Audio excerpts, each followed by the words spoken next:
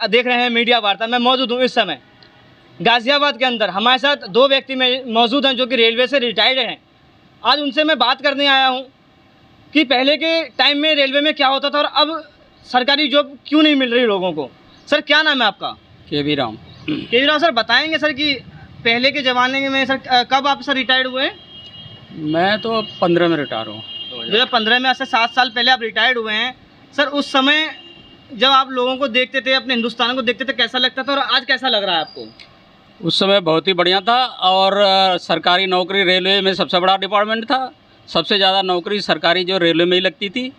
अब जो है रेलवे को भी प्राइवेट किया जा रहा है, हर डिपार्टमेंट को प्राइवेट किया जा रहा है, नौकरियां ख़त्म की जा रही हैं, प्राइवेटाइजेशन किया जा रहा है। लोगों कुछ चुनिंदा लोगों के हाथों में रेलवे दिया जाएगा और ऐसे ही सारे डिपार्टमेंट दिए जा रहे हैं। सही है ना सर? अच्छा कर रहे हैं। क्या दिक्कत है? तो उसमें दिक्कत क्या आएगी सर? क्या अच्छा कर रहे हैं? अच्छा। नौकरी कहाँ मिल रही है लोगों को? सर प्राइवेट सर सिर्फ सरकारी नौकरी का मतलब रोजगार होता है क्या? सरकारी नौकरी का मतलब सेफ्टी सुरक्षा है। प्राइवेट में क्या है? 10,000 में नौकरी कराएंगे आपको और 10,000 के बाद वो जब भी कुछ करोगे छुट्टियां नहीं मिलेगी आपको, 12 घंटे नौकरी चलेगी। सर लोग काम नहीं करते, सरकारी नौकरी में लोग काम ही नहीं करते।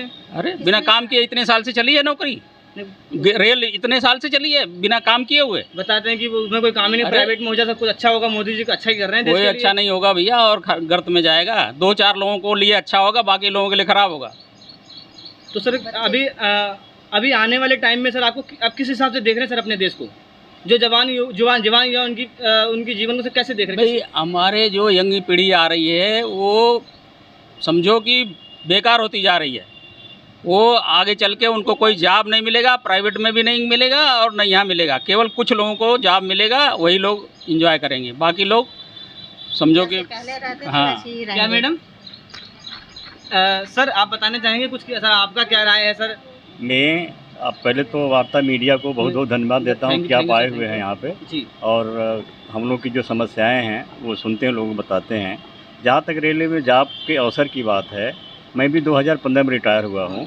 2015 में रिटायर हुआ हूँ और 2015 में जब मेरी नियुक्ति हुई, उस समय इतनी भरमार थी, इतने लोग रेल के अंदर आते थे, इतने लोग रेल के अंदर आते थे कि बस हर जगह ये लगता था कि रेल ऐसा डिपार्टमेंट है जो आज रोज़गार का अवसर सबको दे रही है। लेकिन अब रोजगार का अवसर जिनको था, जो नौकरी में उनको निकाला जा रहा है, उनकी स्क्रूटनी की जा रही है। तो सर सिर्फ रेलवे में नौकरी करने का मतलब ही रोजगार होता है कि सर प्राइवेट में काम नहीं है? प्राइवेट रोजगार में नहीं, जब तक किसी की ज़िंदगी को एक सर्टेनिटी नहीं मिलेगी, कि एक सिक्योरिटी नहीं मिलेगी, वो नौकरी होती है।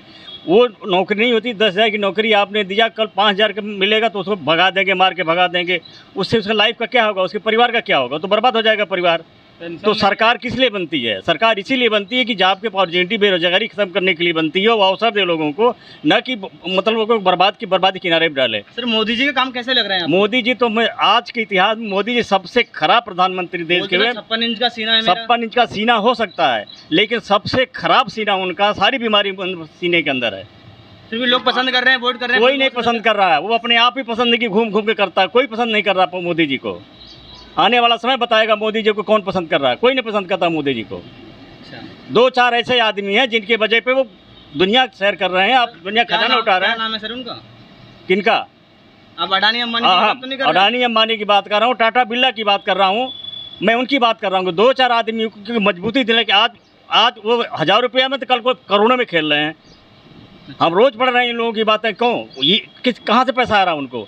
उनके बाप दादों पूर्वजों कमाई है। तो सर वो लोग तो संविधान के हिसाब से काम कर रहे हैं ना, तो ऐसा तो नहीं संविधान के हिसाब इलीगल काम कर रहे हैं, इलीगल काम कर रहे हैं।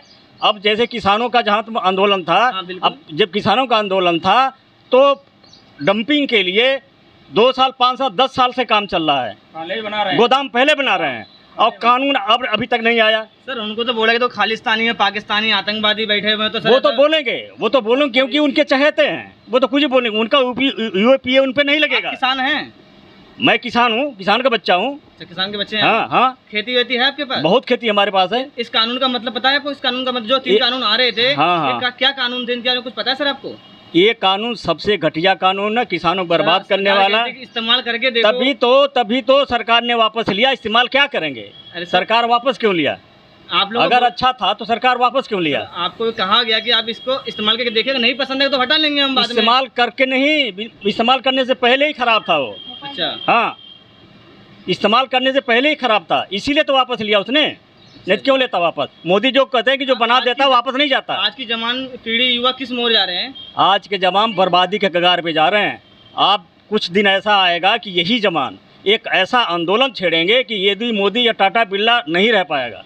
जिस तरह से बेरोजगारी जैसे मारना शुरू करेंगे। हाँ जी, अरे इन्हीं के जो चेले हैं ना, इनके जो सेवक अभी हैं, तो आप लोग बोल देते हैं वोट जाके मोदी जी को ही करते हैं भैया, और देखते हैं फुल बहुमत से सरकार आती है। हम वोट नहीं देते हैं। वोट नहीं थे, वोट खरीदा जाता है। वोट तो उनकी उनकी मशीन में चल रहा है आजकल। मशीन से वोट मिलता अच्छा, है। आम आदमी पार्टी की सरकार है दिल्ली में, वही मशीन वो फिर कैसे आ रही है सर? नहीं वो दिल्ली वो हाँ। सही है, वो सही है। वो सही है, वहाँ सही हुआ है। नहीं, अगर मोदी जी सरकार नहीं बनाती है तो वो सही है, बाकी जो अब बना सरकार नहीं बन पाएगी मोदी जी की अब। अच्छा जी। हाँ, आप अपनी मीडिया के थ्रू बता दीजिए, अब मोदी जी दोबारा आने वाले नहीं हैं।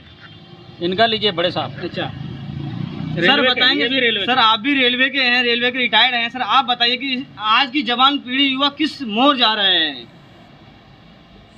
ये नौकरी जो ख़त्म करने का जो सरकार का योजना है, इसका सीधा साधा रास्ता है कि इस देश में शिक्षा को ख़त्म करना। इस देश में शिक्षित होकर के लोग नौकरी पाते थे, नौकरी करते और नौकरी पा करके अपना बच्चों का भरण पोषण, अपनी आर्थिक स्थिति को संभाल लेते थे और पीढ़ियां दर पीढ़ी अच्छे अपने बना ले। लेकिन इस मनुवादी व्यवस्था ने इस देश को उनको खला कि ये लोग संपन्न हो करके क्यों आ रहे हैं, तो इसलिए उन्होंने इसको नौकरी इसलिए बंद कर रहे हैं कि ये ना तो नौकरी नहीं मिलेगी तो ये अपने बच्चों की शिक्षा बंद कर देंगे। धीरे धीरे इनका है कि शिक्षा पर प्रहार है, शिक्षित करना, भारतवर्ष में शिक्षित नहीं करना। ये भारतवर्ष की जो शिक्षा है, उत्तर प्रदेश की मैं शिक्षा देख रहा हूँ, केवल साक्षर करना, शिक्षित करना नहीं है। शिक्षित करने का मतलब है भारत सरकार में यहाँ के लोगों की जो एजुकेशन है, जो शिक्षा लेने के बाद उसका रोजगार का कोई साधन नहीं है, कोई गारंटी नहीं है कि ये शिक्षित होने के बाद ये इसको कोई रोजगार मिलेगा। और अच्छी अच्छी डिग्री आज से करीब 10 या 15 साल, 20 साल पहले अगर चले जाइए तो high school, inter, BA, MA वाला अच्छी नौकरियां मिल लेता था। लेकिन आज हायर 10-10, 20-20 लाख रुपए खर्च करने के बाद भी उसे 10,000 की नौकरी नहीं मिल रही। सरकारी तो छोड़ो, प्राइवेट की नहीं मिल रही। और प्राइवेट की नौकरी प्राइवेट होने पर वहाँ जाति आधार पर लोगों को नौकरियाँ दी जाएंगी और नौकरी जिसको दी जाएगी जो उनकी गुलामी करेगा और उन दलित और छोटे गरीब परिवार के लोगों को नौकरी से बिल्कुल वंचित कर दिया जाएगा। धन्यवाद सर। आप देख रहे थे मीडिया वार्ता, जैसे कि हमने बात किया लोगों से और दिखाया आपको, और लोगों ने ये भी कहा कि आने वाले अगले प्रधानमंत्री मोदी जी नहीं होंगे। उसकी वजह है कि बेरोज़गारी बहुत ज़्यादा है, हमारा देश शिक्षित इस समय नहीं हो रहा है, बहुत बर्बादी के कंगाल पे जा रहा है। कुछ लोग ये भी कह रहे हैं आने वाले समय में हमारा देश जो हाल आज श्रीलंका का है वो हाल हमारे देश का होने वाला है। आप देख रहे हैं मीडिया वार्ता।